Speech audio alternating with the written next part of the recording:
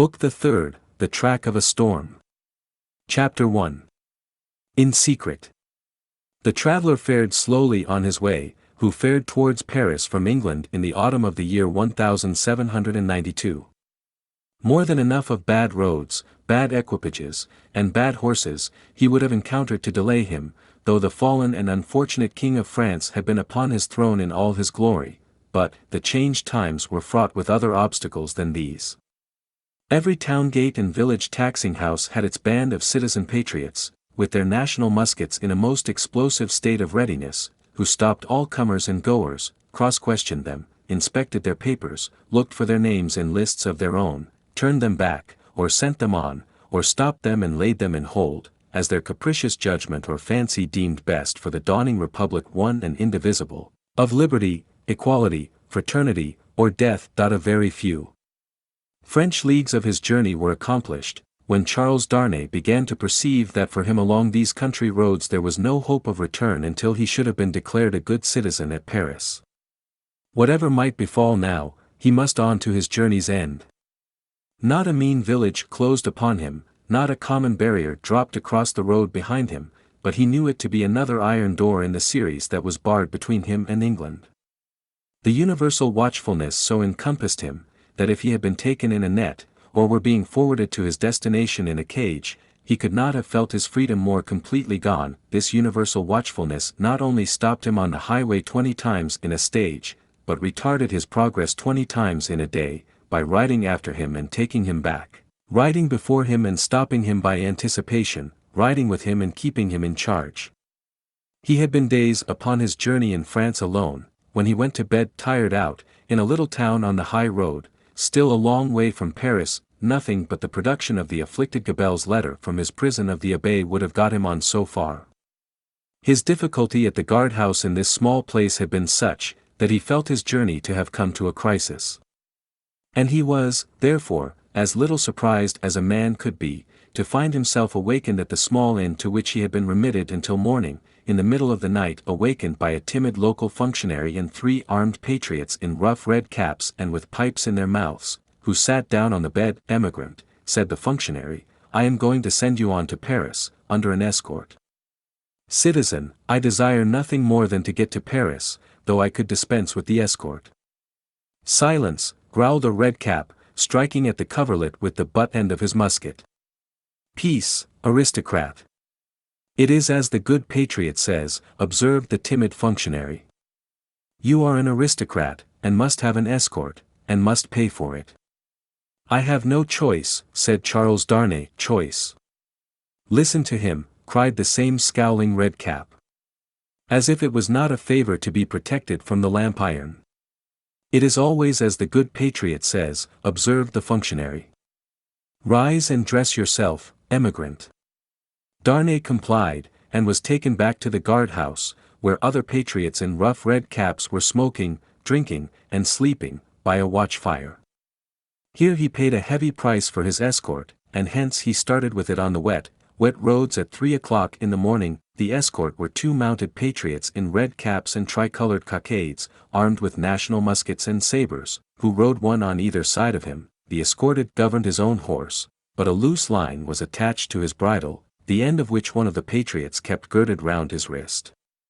In this state they set forth with the sharp rain driving in their faces, clattering at a heavy dragoon trot over the uneven town pavement, and out upon the mire-deep roads.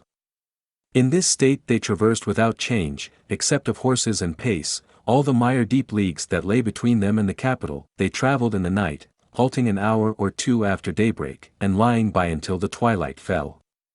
The escort were so wretchedly clothed, that they twisted straw around their bare legs, and thatched their ragged shoulders to keep the wet off.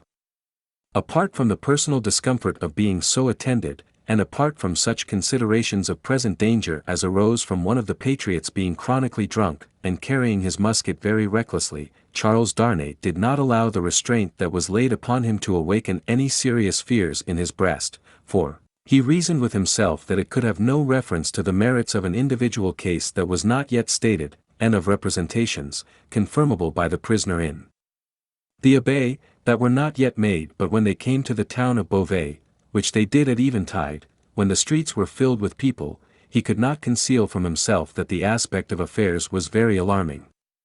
An ominous crowd gathered to see him dismount of the posting yard, and many voices called out loudly, "Down with the emigrant." He stopped in the act of swinging himself out of his saddle, and, resuming it as his safest place, said, "Emigrant, my friends. Do you not see me here, in France, of my own will?"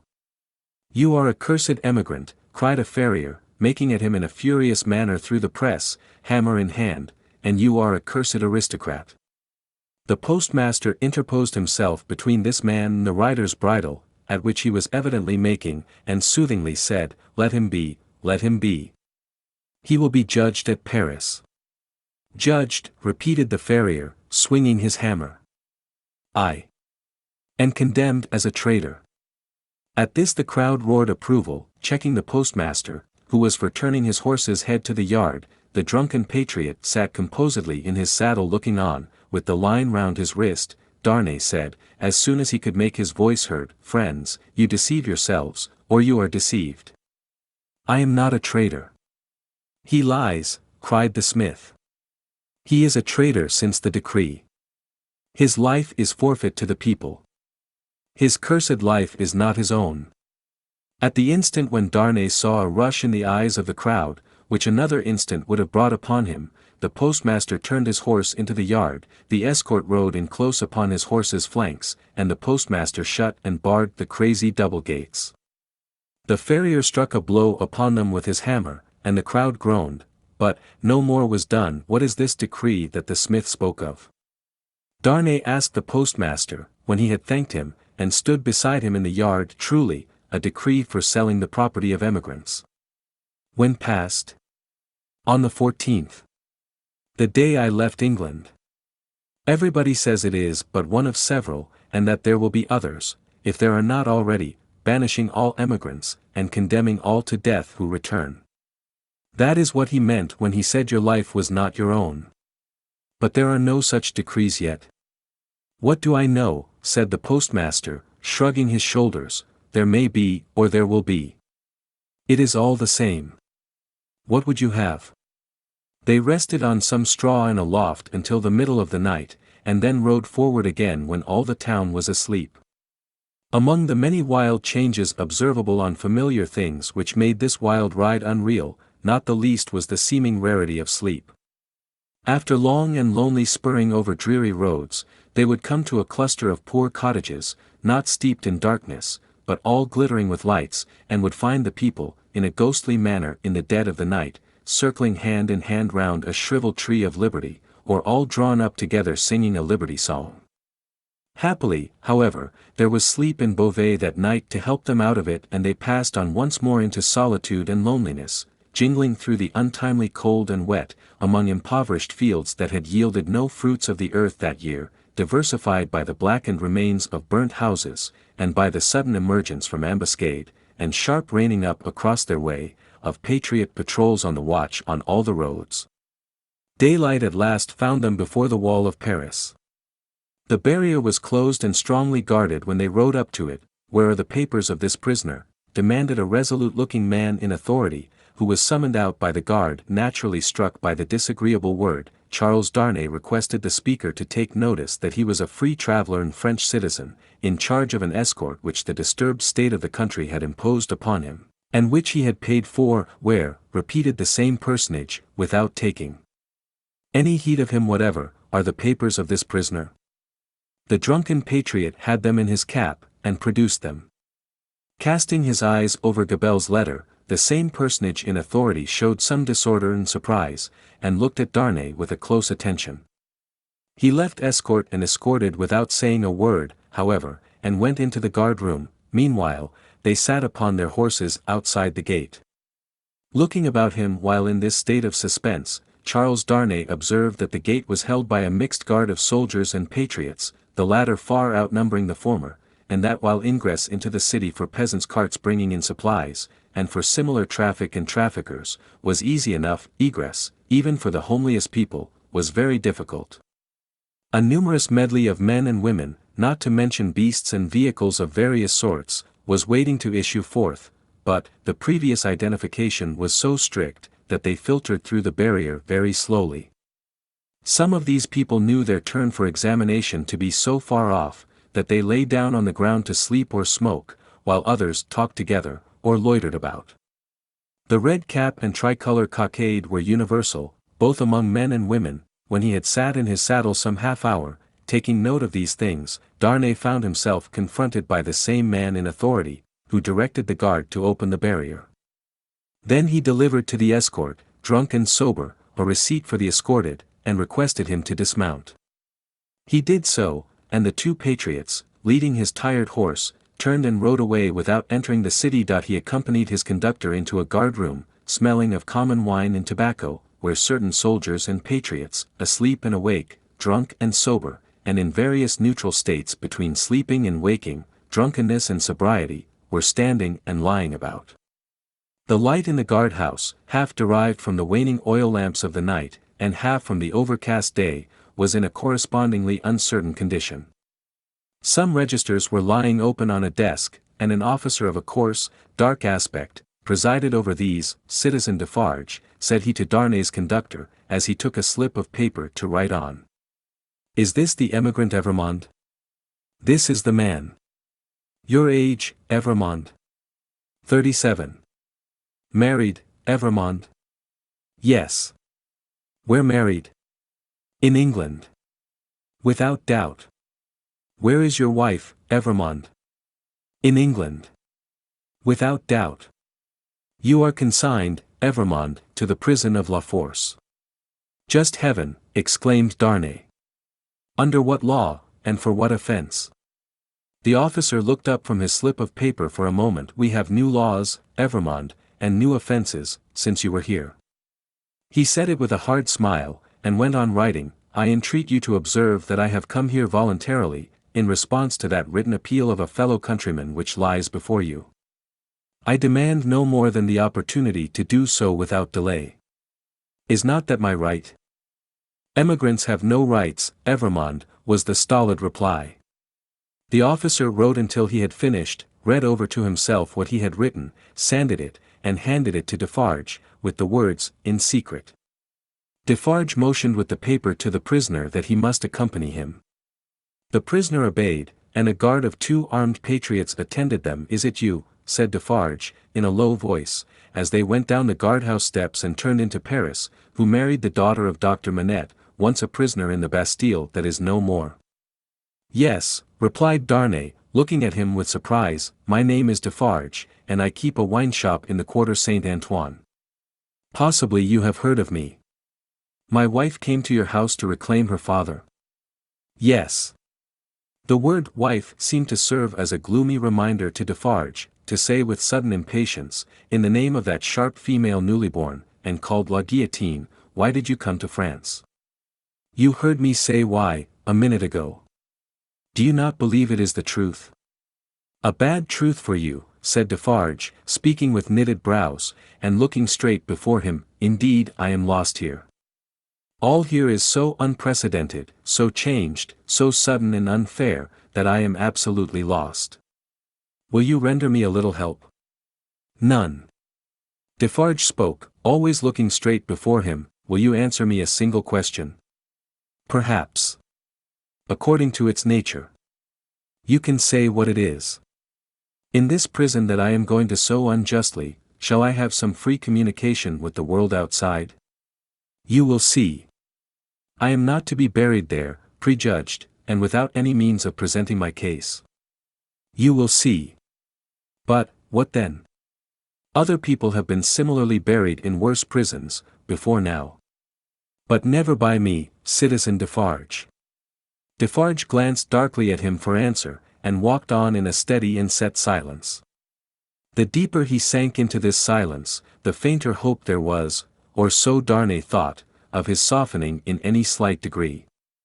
He, therefore, made haste to say, it is of the utmost importance to me, you know, citizen, even better than I, of how much importance, that I should be able to communicate to Mr. Lorry of Tellson's Bank, an English gentleman who is now in Paris, the simple fact, without comment, that I have been thrown into the prison of La Force. Will you cause that to be done for me? I will do, Defarge doggedly rejoined, nothing for you. My duty is to my country and the people. I am the sworn servant of both, against you. I will do nothing for you. Charles Darnay felt it hopeless to entreat him further, and his pride was touched besides. As they walked on in silence, he could not but see how used the people were to the spectacle of prisoners passing along the streets. The very children scarcely noticed him. A few passers turned their heads, and a few shook their fingers at him as an aristocrat. Otherwise, that a man in good clothes should be going to prison, was no more remarkable than that a laborer in working clothes should be going to work. In one narrow, dark, and dirty street through which they passed, an excited orator, mounted on a stool, was addressing an excited audience on the crimes against the people, of the king in the royal family. The few words that he caught from this man's lips, first made it known to Charles Darnay that the king was in prison, and that the foreign ambassadors had one and all left Paris. On the road, except at Beauvais, he had heard absolutely nothing. The escort and the universal watchfulness had completely isolated him, that he had fallen among far greater dangers than those which had developed themselves when he left England, he of course knew now. That perils had thickened about him fast, and might thicken faster and faster yet, he of course knew now. He could not but admit to himself that he might not have made this journey, if he could have foreseen the events of a few days. And yet his misgivings were not so dark as, imagined by the light of this later time, they would appear. Troubled as the future was, it was the unknown future, and in its obscurity there was ignorant hope. The horrible massacre, days and nights long, which, within a few rounds of the clock, was to set a great mark of blood upon the blessed garnering time of harvest, was as far out of his knowledge as if it had been 100,000 years away. The sharp female newly born, and called La Guillotine, was hardly known to him, or to the generality of people, by name. The frightful deeds that were to be soon done, were probably unimagined at that time in the brains of the doers. How could they have a place in the shadowy conceptions of a gentle mind, of unjust treatment in detention and hardship, and in cruel separation from his wife and child? He foreshadowed the likelihood, or the certainty, but, beyond this, he dreaded nothing distinctly. With this on his mind, which was enough to carry into a dreary prison courtyard, he arrived at the prison of La Force. A man with a bloated face opened the strong wicket, to whom Defarge presented the emigrant Evrémonde. "What the devil? How many more of them?" exclaimed the man with the bloated face. Defarge took his receipt without noticing the exclamation, and withdrew, with his two fellow patriots. "What the devil, I say again," exclaimed the jailer, left with his wife. "How many more?" The jailer's wife, being provided with no answer to the question, merely replied, "One must have patience, my dear." Three turnkeys who entered responsive to a bell she rang, echoed the sentiment, and one added, "For the love of liberty," which sounded in that place like an inappropriate conclusion. The prison of La Force was a gloomy prison, dark and filthy, and with a horrible smell of foul sleep in it. Extraordinary how soon the noisome flavor of imprisoned sleep becomes manifest in all such places that are ill cared for. "In secret, too," grumbled the jailer, looking at the written paper.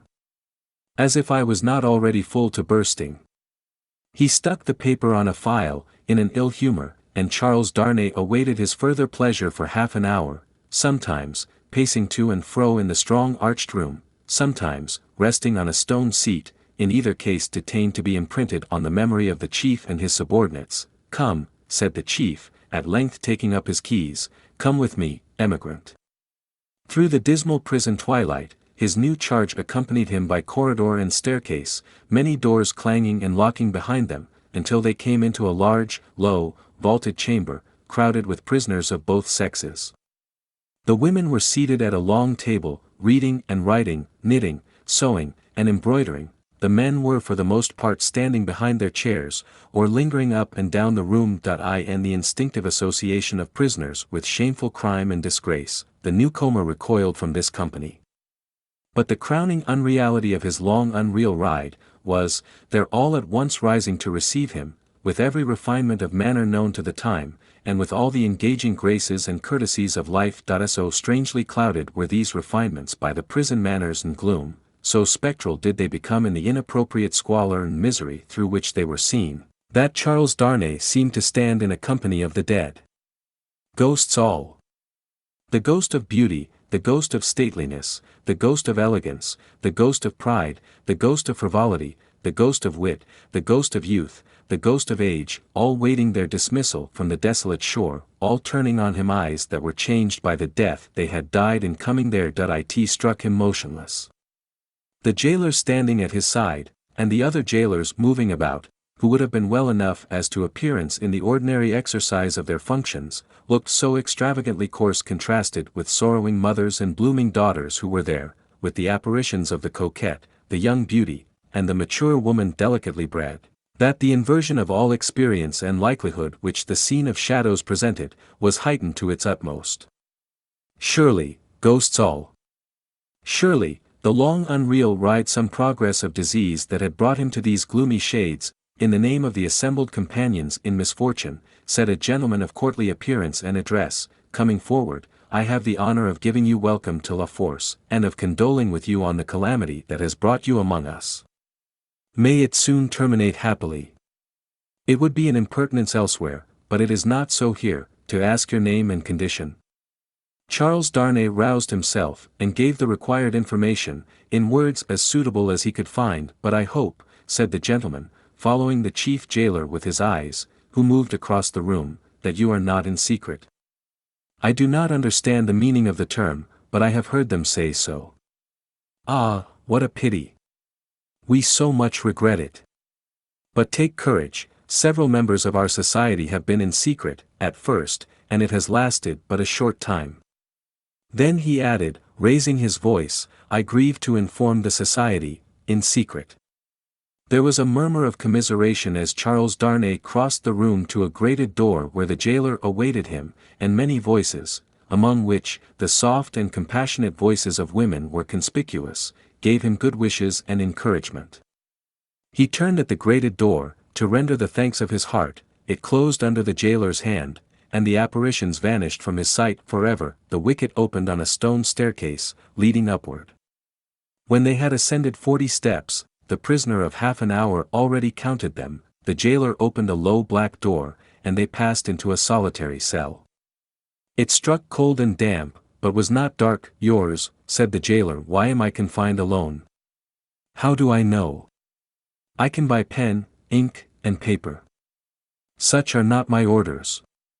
You will be visited, and can ask then. At present, you may buy your food, and nothing more. There were in the cell, a chair, a table, and a straw mattress. As the jailer made a general inspection of these objects, and of the four walls, before going out, a wandering fancy wandered through the mind of the prisoner leaning against the wall opposite to him, that this jailer was so unwholesomely bloated, both in face and person, as to look like a man who had been drowned and filled with water. When the jailer was gone, he thought in the same wandering way, now am I left, as if I were dead. Stopping then, to look down at the mattress, he turned from it with a sick feeling, and thought, and here in these crawling creatures is the first condition of the body after death. 5 paces by 4.5, 5 paces by 4.5, 5 paces by 4.5. The prisoner walked to and fro in his cell, counting its measurement, and the roar of the city arose like muffled drums with a wild swell of voices added to them. He made shoes, he made shoes, he made shoes. The prisoner counted the measurement again, and paced faster, to draw his mind with him from that latter repetition. The ghosts that vanished when the wicket closed. There was one among them, the appearance of a lady dressed in black, who was leaning in the embrasure of a window, and she had a light shining upon her golden hair, and she looked like let us ride on again, for God's sake, through the illuminated villages with the people all awake. He made shoes, he made shoes, he made shoes. 5 paces by 4.5. With such scraps tossing and rolling upward from the depths of his mind, the prisoner walked faster and faster, obstinately counting and counting, and the roar of the city changed to this extent, that it still rolled in like muffled drums, but with the wail of voices that he knew, in the swell that rose above them.